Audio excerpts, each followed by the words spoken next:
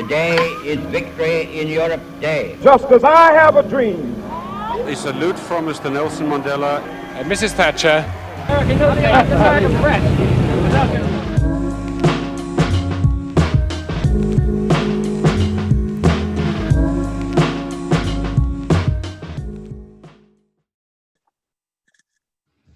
Okay, hello and welcome to Systems Reimagined. Today we are happy to launch our first mini-series titled Futures Reimagined. And for this mini-series, we'll be looking into different key aspects of our society and thinking of new ways to, create a more inclusive and new vision for that specific society. Today, for our first episode, we are joined by Carys Kettlety, sorry if I butchered that again, who's the Director of National Food Service Bristol, and recently had a great article published on Tribune titled Why We Need a National Food Service, which is just a great article breaking down the recent disasters, for free school meals in the UK, and also talked about how food can be like the foundation to address other societal issues as well. So yeah, just a great piece. So yeah, welcome, Carys. Thank you. Do you have anything else to add to that introduction, or? No, that's me. And obviously we also have my co-hosts Rachel and Benji here. So yeah, so should we get started? Yeah, I mean, I guess the first thing that we should speak about is the free school meals, disaster, which I guess this all started or came to like prominence back in April last year around with the whole Marcus Rashford campaigns and things like that. And, his whole campaign, I feel like, was really well justified. Recent YouGov poll came out that said 21% of Britons have been forced to skip a meal because they didn't have enough money. And a quarter of parents say that there have been times where they struggle to provide food during kind of school time. And so I guess the first part is like, what has your reaction been to this whole, I guess, disaster in some sense? And do you think it's a consequence of the government's ideology in some sense? And just like personally, like it's quite horrendous because I feel like regardless of, if we're in a pandemic or not, we should just be providing these meals regardless, right? It's like a basic necessity. And I guess, what are your thoughts on that? And I guess also, what's Labour's, what do you feel like with Labour's response to it? Because personally, when I see, Keir Starmer's response, I feel like he wouldn't have, had so much ammunition against the Conservatives, or wouldn't have built so much public opinion against the Conservatives if it wasn't for these campaigns from Marcus Rashford. Sure. So yeah, I mean, in terms of ideology, I absolutely do think that this has all been influenced by ideology. I mean, at the beginning of summer, Marcus Rashford obviously forced them into a U-turn to provide free school meals over the summer, which was an amazing campaign. And so what the government did was had a national voucher system. That was like hounded in the press, that idea that was pounced upon by them because Conservative Tory MPs such as Ben Bradley, they were saying that parents would use that money on drugs and alcohol and cigarettes. Obviously, they could only be used in supermarkets and not for age-restricted products. But it's that sort of ideology, that lack of trust over working people's lives. They can't be trusted to spend their money. That has led to the most recent crisis, which is the food boxes that we've seen. So after the hounding they got in the press with the vouchers, they decided, okay, this time we're going to give food boxes and pressure schools to give the food boxes. The vouchers were always available, but the Tories had a food boxes first policy, which they've now tried to say, oh, that was never the case. The vouchers were always available. Well, they were, but the guidance was don't use them. So the reason they've done that is because they don't trust people, basically. So yeah, it's completely guided by ideology. And I mean, in terms of free school meals, there was already a massive issue with free school meals. And this has actually kind of come up with the Labour's response, which I found quite disappointing. So Kate Green said that what the government needs to do is give direct payments through the benefit system to parents, £15 per week. And although I do believe that in this instance that we should have given direct cash payments immediately to parents because austerity has completely gutted public services. There's no resilience in public services. There was little other option. I'll discuss what I think could be the opportunity in the future. But what Labour's response fails to mention is that not all children who need free school meals are eligible for free school meals, and kids whose parents have no recourse to public funds don't receive free school meals. So it's really disappointing to see the discourse just be, oh, give them £15 extra a week through the benefit system, when that completely fails to recognise that free school meals should be universal. Every child deserves a hot meal every day. Yeah, great. Yeah, I mean, that's the one thing I wanted to bring up. It's like, how does National Food Service fit into all of this? Because as you said, you think in this context, you believe the direct payment was the right thing to do, right? Yes. Yeah, and we've had this conversation like in our last episode actually, like about vouchers versus providing hampers, and we kind of thought that in this, and particularly in this case, vouchers might be the best bet, because I think as Rachel said right in the last episode, that there was issues when it comes to like vegetarian meals, for example, people weren't provided the or halal needs.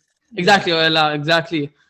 And I feel like the voucher system also gives some form of dignity, so people can actually choose the meals that they want to eat. So yeah, I wanted to know your opinion on like vouchers versus like the hampers, and also like how does the National Food Service fit into that, and what do you offer?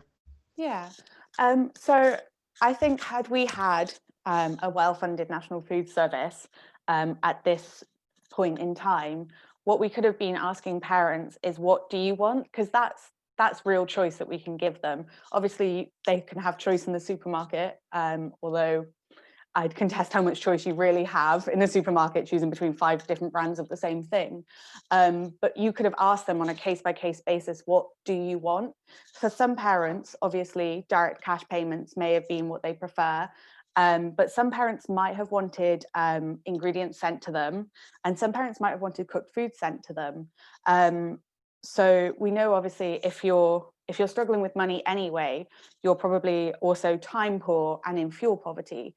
And I think there's this idea that if you just give people the money for food, then that solves the problem, which is quite a simplistic way of looking at it, because there's so many other issues. So parents have now got their kids at home all day, which is a massive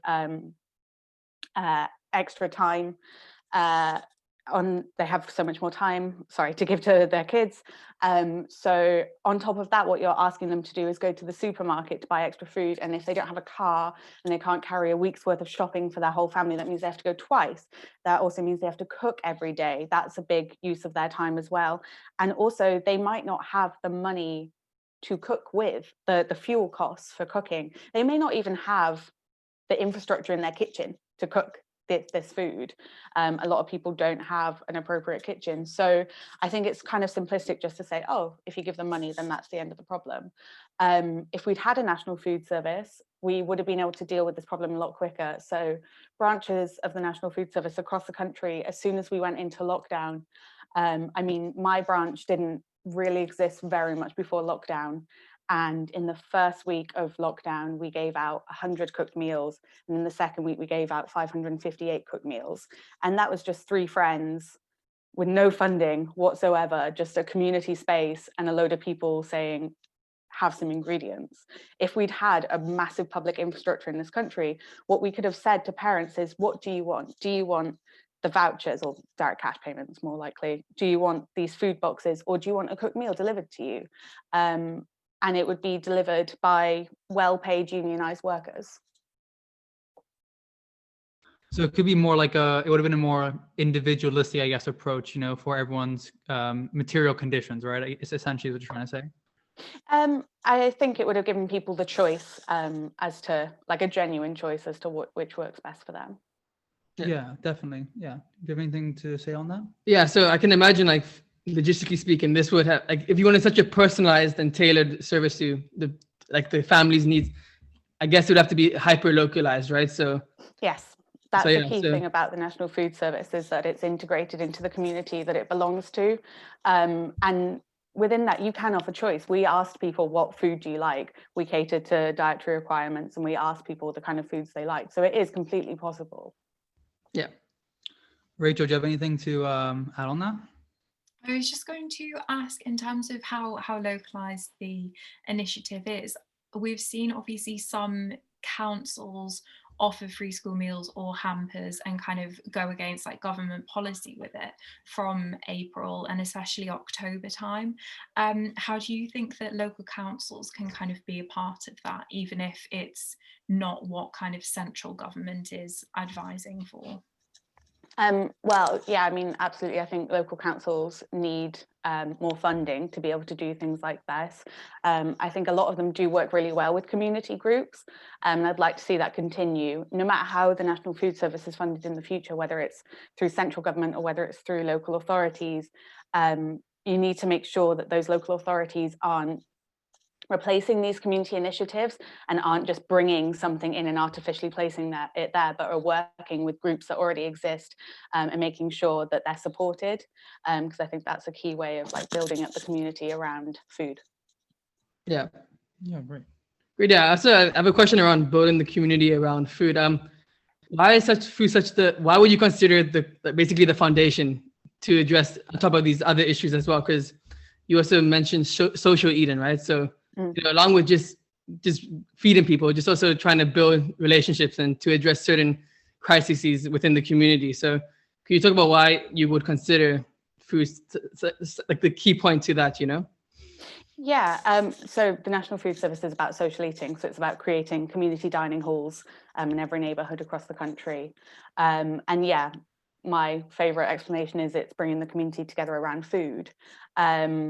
I think obviously food has a very powerful place. It's a really important thing to a lot of people, and it's a really good way to start to get to know people and be relaxed, as well as meeting a fundamental need. But these spaces are more than just the food that they serve. A lot of the goals of the National Food Service are around the politics of space. So it's where things are in a community and how you can build communities around them. So for example, our high streets are dying. They just can't compete anymore. And instead of these horrible, depressing shop fronts, what we could start putting in is lovely community centres that are built around food. And when you start to bring people in together, you can start to challenge things. So you can have other community groups such as Acorn, which is it's just a community group that has branches across the country. They deal a lot with tenants' rights. You can have these other groups coming in, and that's another way that you can help people with other material needs.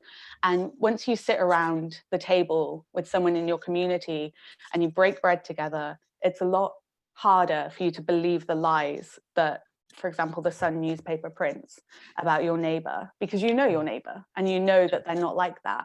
So it's about building connections. It's also about giving people skills as well, letting people try new things, training people, so giving them those sorts of things, but also giving them access to things to materially change their lives, such as food, such as community groups that can help them with any housing issues they have and stuff like that. Yeah. Definitely. I was just going to add, and I'm sure it's something we'll kind of get into later, but just with you mentioning the kind of the role of the media, the Sun newspaper, obviously a kind of huge culprit of it. But what impact do you think that this like very continuous negative media portrayal has on the situation? And do you think that in a way, like we all saw the kind of pictures circulating on Twitter in the past few weeks, do you think that social media can actually go a long way to combating that, kind of like helping combat, as I say, just what the Sun and other media outlets are putting out there? Yes, to an extent. I definitely think they can challenge the ideas, and people can see from people who are actually experiencing it what's happening. I don't think that they can fundamentally challenge any sort of power relations, and I don't think that's what a lot of these people set out to do either. So for example, Marcus Rashford is doing such amazing work and making the Tories U-turn after U-turn, which is really impressive. But at the same time, the sort of narrative around it is still very much that food charity doesn't challenge the narrative of food charity in any way. So for example, Chartwell's, which is one of the companies companies that did the food hampers that obviously got rightly ripped apart on social media, they are a member of the Marcus Rashford Food Poverty Task Force, as are Kellogg's, I think, and maybe Nestle, and loads of big companies. And obviously, the problem with that is these companies can use charity and charitable initiatives to launder their reputation, when in fact it's their employment practices in the first place that have people in need of food aid. You know, if you're McDonald's did it over the summer. They gave out 1 million free meals through FareShare. And so if you're making your worker be on part-time hours for £8.75 an hour, you're paying poverty wages, and they have a family, they're probably going to need free school meals. But what you can do is detract from that situation and be like, oh, well, we're giving 1 million meals to families. So I do think it's really important that people get to see other people and get the human side of it. But I don't think that the narrative is unfortunately challenging the problem. Yeah. Yeah, I think you tend to, I think when it comes to this philanthropy like ventures, I think a lot of the time they do get corporatized, and it ends up, I don't think, it's not an efficient way to deal with these crises in any long-term way, you know?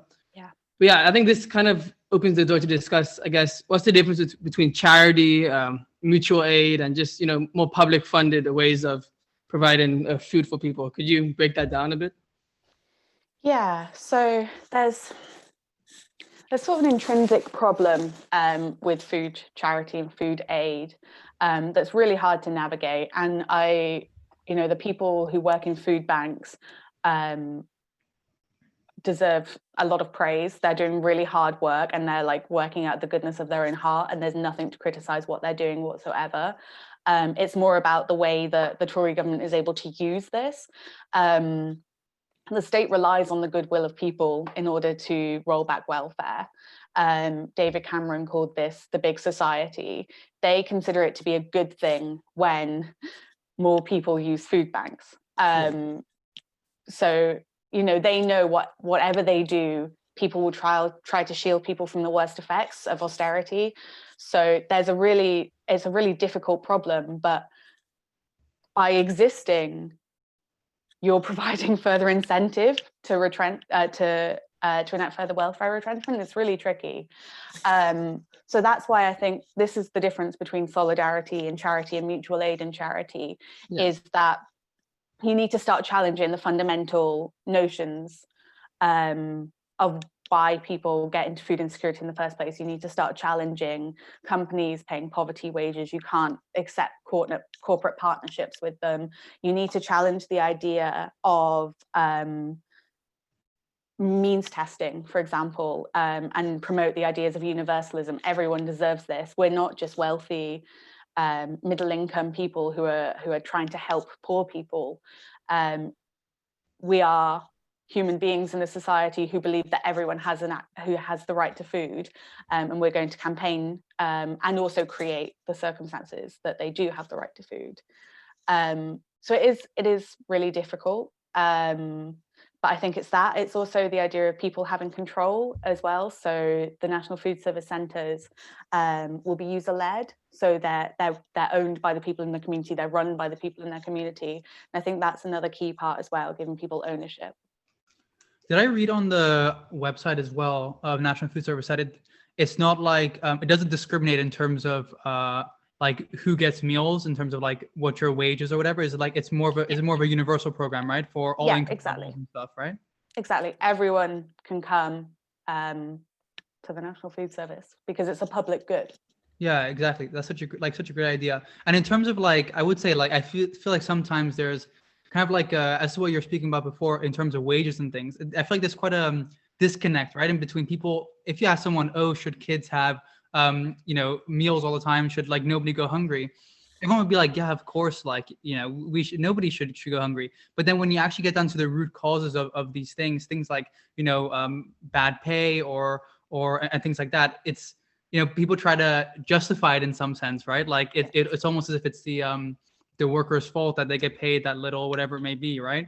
Yeah. I guess that speaks more to the economic context in which we all live in. But still, yeah, it is very interesting, like that whole, I guess, dynamic over there, and how how the government can really like manipulate it. I think we've seen it quite a lot with the with lockdowns recently. I don't know if you've seen those adverts with like people on like ventilators, and it's like tell them that you know, Yeah. and it's like it's the exact same thing. It's like no, it's like this was a government failure, right? It's Yeah. so yeah, it's Trying to individualize everything. yeah, it's crazy. Yeah, it's insane dynamic. Sure. Yeah. I had a quick question. Yeah, like as you're talking about like the community, I was just wondering what are the challenges in, trying to grow this way of, the National Food Service model, because as you mentioned, like, there's like the decimation of the high street, like a lot of like when it comes to urban planning, a lot of it is just, it's just based on the needs of like the multinationals and corporations, and there's not as much, democratic means to plan this layout of the city. So how does this like create issues around like, growing your bit, like growing the model, funding it, like, and how do you think, how would you address that? Like, would you go towards more public funding or like more cooperative, like, like a cooperative model where where each person involved invests? Like, how would you figure that out? So we're actually at a very we're at a kind of transitional state at the moment with NFS. So we grew very quickly under the lockdown. So it's existed since 2018, but it was growing quite slowly. And then lockdown, we had like loads of new branches, and we're growing very quickly. And we're obviously so busy at that time, just trying to serve people food. And now we're taking a lot of time to actually come together and start to think about these things and start to get our policies written out. So the actual NFS line, we're not entirely sure. There's difference of opinion whether it should be central government funded, whether it should be funded via local authorities, or whether it would be run more like a cooperative members model. In terms of the immediate sense, we're not going to get any central government or local authority funding, most likely. So it's probably going to have to be a cooperative members model. That's definitely what we're looking at in Bristol. But in terms of the future, there's disagreement. I personally would like it to be, I'd like it to be members own it, but I would like it to be paid via taxes. So through central government or via local authority, but personally. So more like a decentralized, like kind of like a decentralized model, but yeah, as you said, funded by the taxpayer. Okay, guaranteed funding, yeah. Yeah, interesting. I guess touching as well on like the idea of universal services. Yeah, I guess like there's recently I feel like the idea of universal basic income has become like very popular, especially you see in the US, for example, Andrew Yang, he was 2020 presidential candidate who ran on the idea of UBI. Yeah. And he's running for mayor now in the US. So I guess what would be a better approach, do you feel like? More of a UBI or a UBS, Universal Basic Services kind of approach to these issues? So, I mean, firstly, I think we need to massively increase the minimum wage to a real living wage. We need to massively increase benefits, universal credit, and all of the legacy benefits, so that people aren't as dependent on the market. However, I don't think that the universal basic income is the sort of magic solution that it's sometimes presented to be. I think there are a number of flaws. I personally would rather see us building universal basic services such as the National Food Service. I think we should also be bringing buses back into public ownership, rail, gas, everything back into public ownership. I think so universal basic services, they reduce the market power that markets have over people. So I think obviously universal basic income, people argue that it decreases the need to take bad jobs, which is really great, but it doesn't fundamentally change how companies operate in terms of how money is spent to them. So it doesn't change how food is grown or distributed. So these companies can still be as awful for the environment as they were before. That doesn't change at all. Whereas if you start building a universal basic service, such as the National Food Service, which challenges the ideas of how things are grown, that is a way that you can start making change in that area. I also fundamentally think that because universal basic services are a very tangible thing, it's a lot harder to get rid of them. I think with universal basic income, successive governments can eventually sort of, if they don't keep it up with inflation, they can eventually sort of like get it out of the system. So it doesn't, that the money doesn't make as much difference as it would have in the first place. Whereas with a universal basic service, it's a lot more difficult to do that. So obviously you've got the NHS, and it is being privatized. It has been privatized, you know, since the 80s, since Thatcher first brought in the market into it. But people's reaction when you ask them, do you want a privatized NHS? People are very against that. And it's a very tangible thing that you can see. And I think once you have these big services, it's a lot harder to take them away. So I think that's another important thing. And also, like I was saying before, I just think we need to actually be building communities and giving people ownership of space. Another thing that I forgot to mention earlier in terms of how the National Food Service affects space is really important actually, and it's the idea, it challenges the idea that you have to be a consumer in order to be in a public space. We've been losing public spaces in this country for years. Libraries are shutting, parks are becoming privatized. There's hardly any places that you can be without spending money. And I think it's really important to challenge that and actually give people the space to just sit and be human. Oh, Rachel, do you have anything to say there? Yeah, that's really interesting, especially with what you were saying, just you kind of don't realize, or certainly I don't in terms of day-to-day life, how like fast these public spaces are going. As you say, like libraries, and it's again on kind of local campaigns to like keep our library open, keep our park open. On that theme of kind of privatization and things, to what extent do you think that it's helpful that Marcus Rashford's campaign didn't kind of play along the lines of party politics? Him and his kind of like PR advisors, I've read, were very keen not to get drawn into the kind of Keir Starmer, Boris Johnson debate. Do you think that really kind of Rashford aside, he's a figure, that it needs to be along those party divide lines and really kind of highlight how it's like an ideological decision to have austerity in these ensuing measures? Or do you think that that's not helpful and it actually would maybe lose some people if it's like party politics? Sure. It's really tricky. I guess it depends what your immediate goal is. Marcus Rashford's immediate goal is to make sure kids have food over the holidays, or make sure kids have food for this period of time. And if that's your goal, if your goal is to make sure people have their material needs met immediately, then probably avoiding party politics is the right way to go. If your goal is to change the circumstances which lead to people being in food insecurity in the first place, then I don't think you can be politically neutral, obviously. So I'm a Labour member. You don't say. Yes.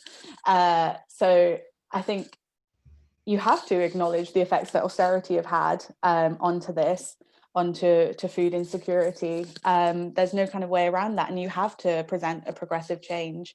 I think the way that we can tackle food insecurity in this country is firstly to enshrine the right to food in UK law. That would mean the government has a legal obligation to ensure every person in the country has food. I also think we need to implement infrastructure to start measuring food insecurity in this country. At the moment, we don't have that. We don't have that data, which allows the government to get off the hook a lot of the time with this, because the only way that we sort of have any indication of food insecurity, apart from smaller polls, like you said, the UKIP one earlier, is on a national basis, is food bank statistics, which are used as a proxy. But the Conservatives say, oh, that's due to supply, not demand. Because there are more food banks, more people are going to food banks because people know more about them, they're going more to them, even though data completely disregards that. So we need to start measuring it so it can be met. We also need to end no recourse to public funds as well. That's just a massive, massive issue in this country. So yeah, I do think it has to be done through policy solutions, and those are policy solutions that ultimately are going to have to be divided along party lines, because fundamentally the Conservatives aren't a progressive party. They're not going to implement these things. It's not in their interest to implement them. I don't think the Labour Party is bastion of progressive politics right now. But it's probably the only way we're going to be able to implement this, unfortunately. And that's why I think just all Labour members, if you're a member, you need to be expecting more from the party and challenging them and getting them to challenge the discourse at a higher level than we are right now, which is just give people £15 through their universal credit. It goes nowhere. So yeah, I do think if you want to fundamentally challenge it, it is going to be along party lines. Yeah, I mean, I'm quite like myself, a believer of like public pressure on these politicians really gets them to, guess change their views or along those lines, right? And so if this does become a politicized issue, of like on ideology, do you think in terms of, like the media apparatus in this country is quite, right-leaning, right? I feel like there's no real proper left wing, huge media source just getting out to millions and millions and millions of people. And it's like, and so do you think if it goes along those lines, it'll be easier to turn it into a narrative that is just kind of Labour, for example, playing politics with your life, right? And kind of try paint the position in a more negative light because there's so much of that right wing basis to media. Sure, of course they will, if they're not doing so already. But the media has been awful about food and food insecurity and food poverty for years, with their painting of benefit scroungers.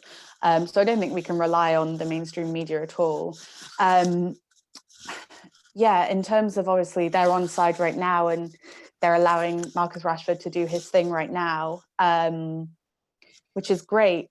But ultimately, you've got to look at what they've done. They've immediately, as soon as they've got Marcus Rashford, got them to U-turn on the food vouchers, food boxes to go back to food vouchers. They've started saying, "Oh well, we're not going to fund preschool meals over the half term." Yeah. So it's not like they've changed their mind in any way. They're just seeing how far they can go, basically. So I don't think it's going to change anything. Yeah, personally, like.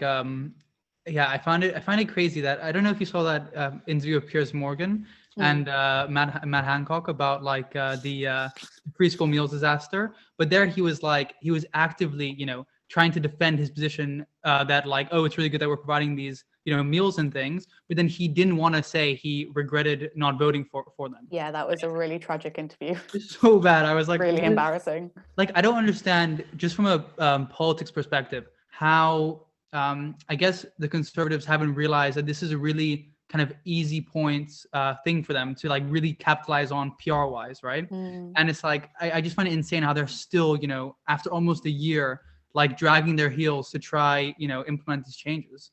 I guess, Rachel, you can speak a bit more to that.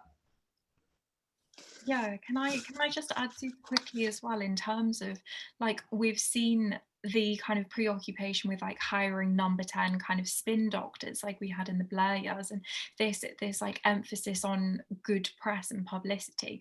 Why, just going off Benji's point, do you think that they're really digging their heels in, and then it's obviously forcing like U-turn after U-turn, but do you think that fundamentally they kind of object to Marcus Rashford like as this public figure kind of telling them what to do, as some have kind of said, or do we think it just runs a lot deeper into this idea that parents, if they're having children, it's not the state's responsibility to feed them? Yeah, sure. Sorry, going back on the question before, I was just wanting to say as well, another reason why I think it's so important that we start building the National Food Service now is that so we can challenge those media narratives. So when we have these community services, when people are going to them and they see the people in their neighbourhood, they're less likely to believe the lies. So that's why I think it is important to start doing it now, and we can't just rely on the media or the political parties to do it. I find it really difficult to understand what the Conservatives are doing right now. I think probably they are just betting on people to get over it, basically. They keep, thinking, oh, we'll do this one U-turn and then we'll just sneak it back in, and then, oh, maybe we'll have to do another. But ultimately they're betting on people getting bored of it, basically, is probably the only real thing that I can see. I think it's more important for them to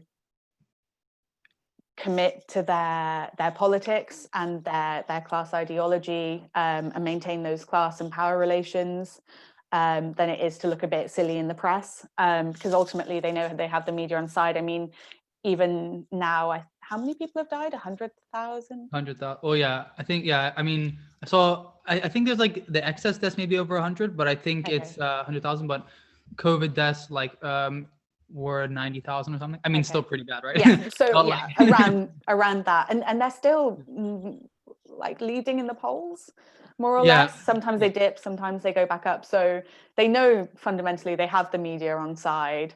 They know that they're not going to be damaged that much. The most important thing to them is making sure that their mates still have money, and that fundamentally that nothing really changes. Yeah. I mean, in terms of like the Labour and Conservative polling and stuff, I feel like, that's also a function of Labour's leadership during this whole crisis. Like it's, the fact that you don't have a massive Labour lead when we literally have the highest COVID death rate in the world is like insane to me. It's, I can't understand like how I can do such a bad job in that respect. I don't know. Just, it's quite a tragic situation, I feel like, in that sense. Yeah. I wanted to go back to what you're saying about, community and, user-led system, because I do feel that there is great potential to organize around that and to demand certain things. So I wanted to know, has there been any examples of that recently in the National Food Service, like the community, like coming to a decision and trying to pressuring for certain campaigns around food? Like, has there been any examples of that? I also wanted to know, like more generally speaking, how's the decision-making process when it's a community-led service, like, yeah, and how is it specific to each like neighborhood and region? Sure. You've actually reminded me of something very important that I must say, which is that I am here as a representative of the National Food Service nationally, not as the National Food Service Bristol, which is a registered CIC, which cannot have political opinions. I am not here from the National Food Service Bristol. So that's a big problem right there, is that a lot of organizations, if you want to be eligible for grant funding, you have to be registered. And if you're registered, certain registrations mean that you can't actually campaign on things. So that's obviously like a really big way that groups are restricted. I think our COVID success story is probably the best example of how people have come together. We have branches all across the country. We sent out over 200,000 meals, as a collective, probably quite a lot more than that. So I think that's just a really great example of how, you can come together. In terms of how things are run, so it changes, it varies branch to branch. Yeah. We like to work on a sort of consensus-based model. It's tricky. Democracy is really hard. We're trying to overhaul our sort of internal democracy on a national level, and it is really difficult to kind of make sure that everyone's voices are heard. But it's an important thing. So I can't be more specific, because that's exactly what we're doing right now. We are going through that sort of period. So it is hard, but it is incredibly important. Yeah, exactly. How has COVID like impacted your operations? Because I can imagine, if it's like if you're building areas, right, for people to get together and eat and stuff, like it must have been really impacted by coronavirus. So I guess you could speak a little bit more to that. Yeah, so Bristol didn't really exist very much before COVID. We'd had a couple of meetings, a couple of social eating events, but nothing too much. And then COVID happened, and me and the two other co-founders just immediately launched our food delivery service. But in Sheffield, for example, they have an organization called Food Hall, which has existed since 2016.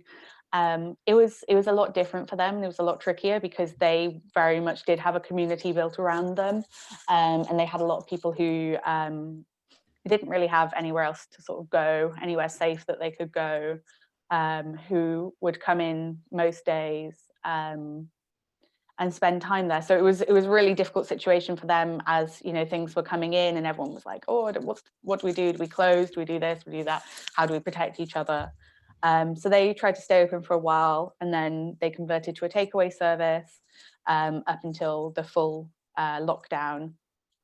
and then they started doing deliveries as well. But yeah, it was really tricky for them to kind of think, how are we going to make sure we don't sort of just leave people out in the cold, and also make sure everyone's safe. Yeah. And we're finding it difficult now. So in Bristol, we're trying to go back to the original vision of social eating. And as soon as we start to put things in place, it's like, oh, there's another lockdown, or, you know, it's like, oh, great, we're in tier 2 now, we can do this. And then a week later, it's like, oh, no, we're in tier 3. So it is really tricky right now. But yeah, do what you can. Yeah. Yeah.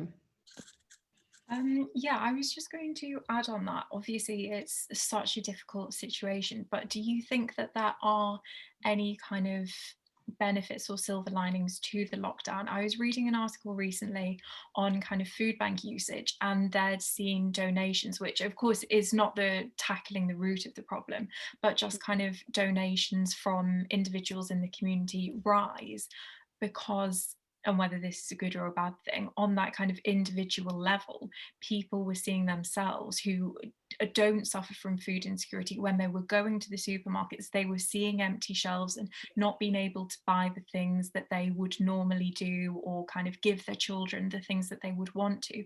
Do you think that the pandemic has had any kind of silver linings like that? Have you seen an increase in ingredient donation or anything, or do you think that overall really it's kind of just had a negative impact?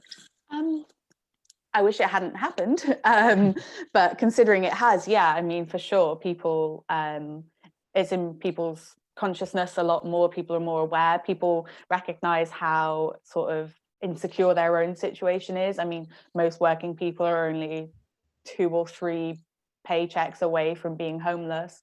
So I think, yeah, people are definitely more conscious of that. And I mean, we saw it with the mutual aid groups that sprung up at the beginning of the pandemic. So thousands of people across the country realizing that they can help each other and come together in the spirit of mutual aid, which I think is an amazing thing. And I think that it kind of proves the point of the National Food Service, which is that we do have this capacity to work together on a community level. We do have this capacity to help each other, but instead of waiting for a global pandemic, next time we can just have a new community centre that opens up. So yeah, I do think it has had some good outcomes. I would like it to stop now, please. Yeah. I feel like we all like wanted to end sooner rather than later. I'm done. We spoke about recently on the podcast actually about we compared the different COVID strategies of different countries, and we're like, oh, we should definitely have gone for a more like Vietnam style or like Australia style lockdown, like zero COVID strategy, right? That would be nice. Maybe I wouldn't have COVID right now if that Yeah. happened. Yeah, Exactly. I wanted to kind of go into also this beyond just social eating and more around the production and food system as a whole. Because I know on your website you talked about non-commercial food systems.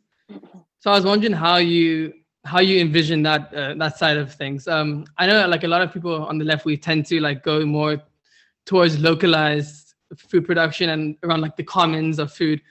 But I think that kind of ignores the fact that like so many people are not involved in making food, and they're not in the area to do that stuff. So I was wondering, do you subscribe to more around like local production, or do you envision like a bigger picture, like maybe socialize in certain global supply chains? Like what is like, how do you view that stuff to achieve non-commercial food systems?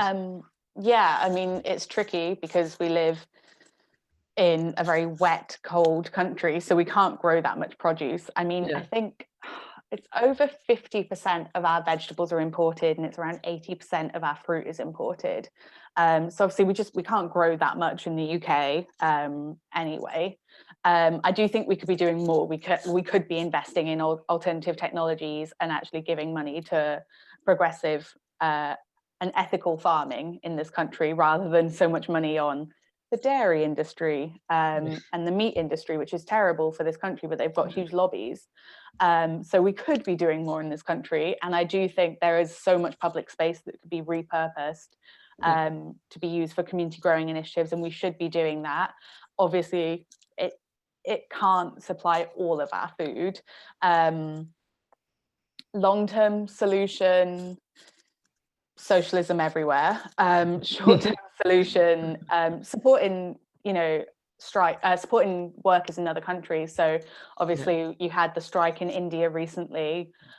Just sending out your solidarity, making sure people are made aware of that, sending funds if you can, so that other countries that do have these struggles, the struggle for food justice is a global one, and making sure that these initiatives have your solidarity, and you're raising the awareness of it, is a really good step in the meantime. Yeah, definitely. Does the National Food Service, like, how do you, because I know you put a lot of emphasis on like health, as well, and having the correct nutrition. So do you source most of your stuff? Do you try to source your food mostly local, or are you not, like, there's no clear like strategy? You just, like, wherever you can find it, you can.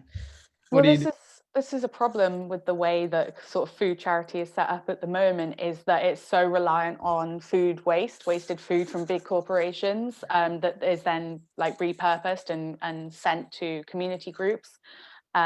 We personally just don't have the funding to do anything else. We rely on big companies like FairShare getting all of this waste product, and then selling it to us at a discount. Ultimately, when it is funded properly, whether that's membership model or whether that's central government, I do think it would be incredibly important, that every branch purchases local where possible.